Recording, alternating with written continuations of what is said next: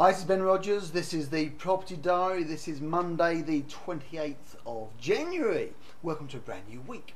There's three things I want to talk to you about today. First of all is somebody who called me directly, fun enough, off the back of one of my emails, obviously on a database, but he's got a couple of properties he wants to sell, not local. Second one is a tenant buyer inquiry from some of the marketing that Danielle has been doing. And thirdly, it's one of the responses again via a Gumtree inquiry that Anthony's been doing in the office for a property up in Yorkshire. So let's start off. I sent an email out to my database back in last week. Guy, funny enough, literally, my offices are in Gillingham. He lives in Rainham. It's probably about 3 miles down the road. But he's got two properties. He's got a property up in Chester and he's got a property up in Scotland. Now, he's obviously got some financial stroke family challenges going on at the moment, and he wants to move both those properties on. Reality check here, Guy. You want top dollar for the properties and you want the money instantly. The Chester property, which is worth about 170, has got about 20 grand's worth of equity in it.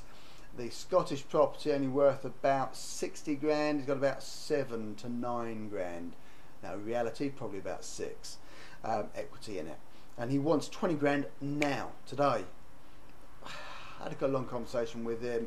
The reality check from his point of view was that it's probably unlikely to happen. You know, I tried to steer it down that path, and we worked out that what we can potentially do here is find an investor that is quite happy to put money into a deal to get the cash flow. Because decent cash flow on one of the properties is about £300 a month cash flow just on normal rental, and on the other property is about £150 worth of cash flow on normal rental, and they're tenanted. Both properties are tenanted at the moment. So the way forward, as far as I could see this, is because he needs the money right now. I'm not too bothered about that because I would rather go the route of using somebody else's money. So excuse me. Too much talking today. I don't want to use my money. I always want to use somebody else's money. My preferred way of doing this is finding a buyer stroke tenant buyer to come in and using their money. Now, can we find somebody who's got 20 grand worth of cash? Yeah, of course we can. Is it going to happen tomorrow? No, it's not. So one of the routes here is to maybe find an investor that is struggling to get mortgages, wants to get hold of more property, wants cash flow, but is prepared to put some of their money into it. When I delved a bit deeper, he doesn't need 20 grand right now. He could probably get away with, you know, a few grand right now, as long as he knew the other stuff was coming on. And it's something to do with a business deal, something to do with some money owes his son or something. Couldn't really get to the bottom of it, but realised that he needs the money. So, can I take those two properties on board and go out to my database of investors and find somebody who wants to take a property on, can't get a mortgage at the moment, but is prepared to buy the cash flow for long-term benefits? Yeah, possibly.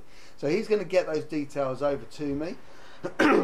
He's going to create the information about the property so that I can then go out to the database of investors that I know who can then buy those properties, and I'll probably take £1,000 sourcing fee for it. Now, not particularly hard. I've had a 20-minute conversation with him.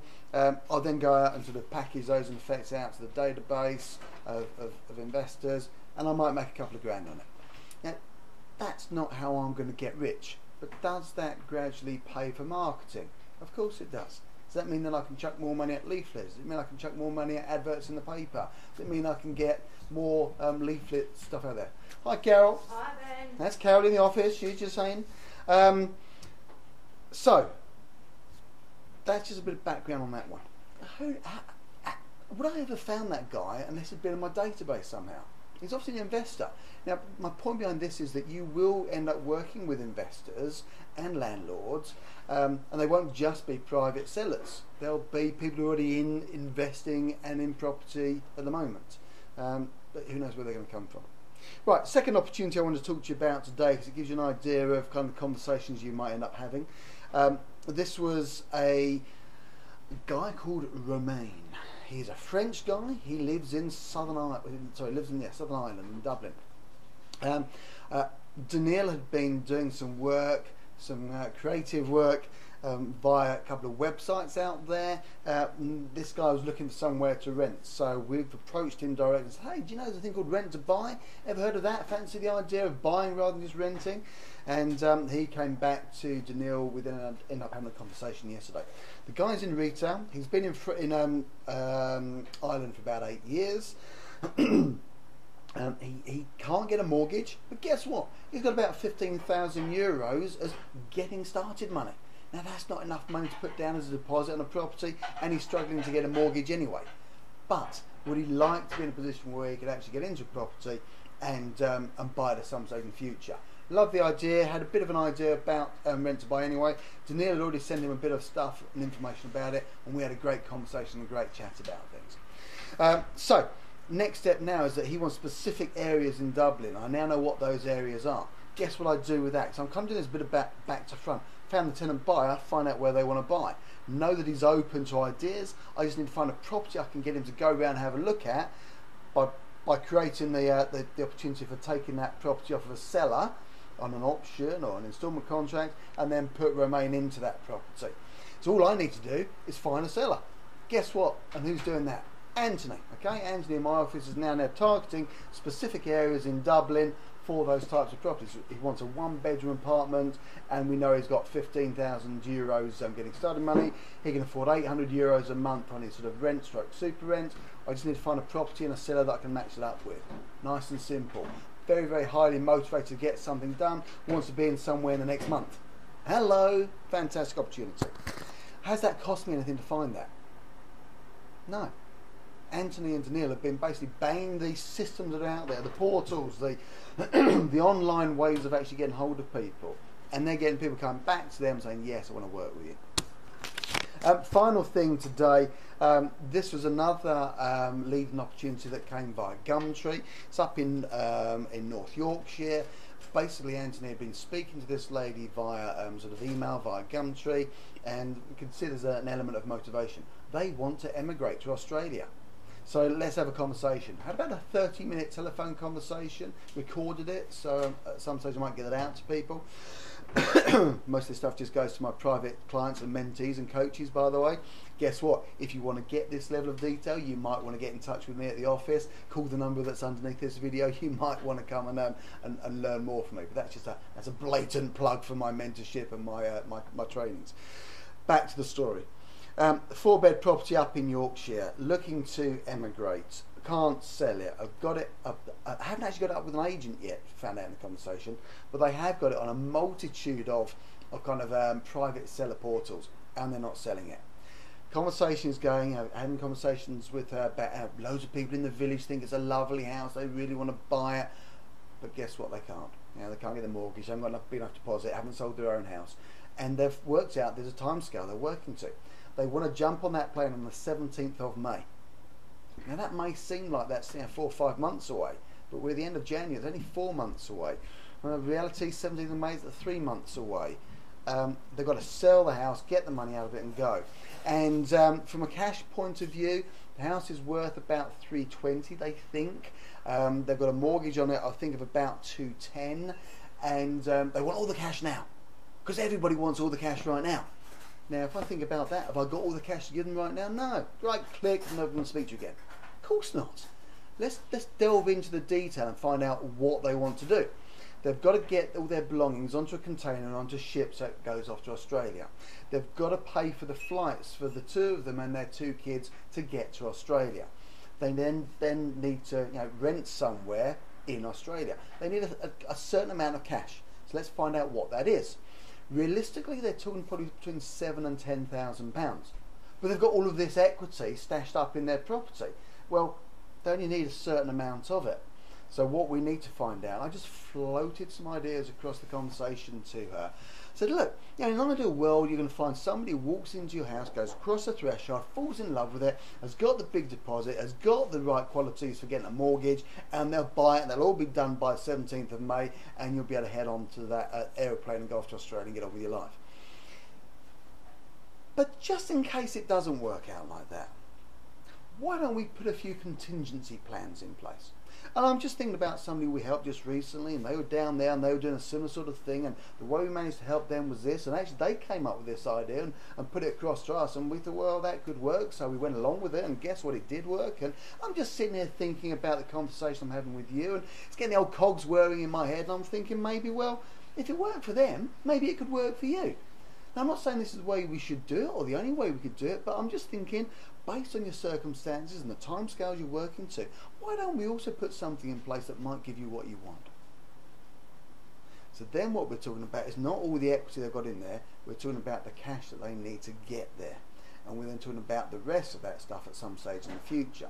And we're talking about turning the thumb screws on the emotion rather than logic. The logic is, let's wait for somebody who's going to come along and buy my house and give me all the money. The emotion is, crap, excuse my language, crap, it is not long till the 17th of May. We want to be going to Australia. We haven't sold our house yet. What's that going to mean? Oh, it might be ages away until we sell a house. We're going to have to wait forever until we do that. Oh, and the business isn't working so great, and we've got this problem, that problem, but Ben might be able to solve the problem for us. So great. Next step to this. My pass is now back into my system. My system is Anthony. Anthony's just going to drop them an email confirming what we've talked about and how we could make this work. Float the ideas there, give them something in writing they can latch on to. I've only been speaking to her, need to speak to her and the husband. So the email that Anthony sends out to them says, look, hey, look, we had a great conversation, we've got these ideas for you. I'll tell you what, why don't we jump on the phone in the next sort of 24 hours and just confirm exactly how we do this, so then we can actually get this process rolling and we can work this in tandem. Look guys, let's work this in tandem. You've still got your estate agents you're looking to put it on with next week. Great. If you can find somebody who comes up with a whole bag full of cash and a perfect credit rating and a mortgage, go that route. It's the easiest way you get all your cash. But in case it doesn't work, let's work this way as well. And we might do that as an assisted seller point of view. We might find somebody with a bunch of cash. We might do it as an option, back-to-back sandwich option. We might take on an installment contract. I don't know how we would do it, but we can do it. And we can make it work for them. I asked her the question. You've got it up for sort of, ideally 320. If I could get you that price of 320, would you have any objection if I sell it to somebody for more than 320? Because I want them to know that I'm going to make money from this. So I said, look, I'm just chucking some ideas out there, but if I could actually sell it for 330, would you be happy with the 320 because that's the money you want to get? Ben, if you can sell it for 320, I don't mind what you make. Great, I'll put it in there into the conversation. They know I'm going to make money from this. So, look, three really interesting sort of things there. An investor got a couple of properties they want to sell. A tenant buyer over in Ireland that's got cash and wants to buy something the next month. We're targeting him. Property up in Yorkshire where they've got the emotion around moving and they've got timescales. We just need to put the process in place. Find that buyer, tenant buyer, buy that instalment contract buyer for them. All right. So this is Ben Rogers. This is Monday, the 28th of January. Just share a few things that will be going on today.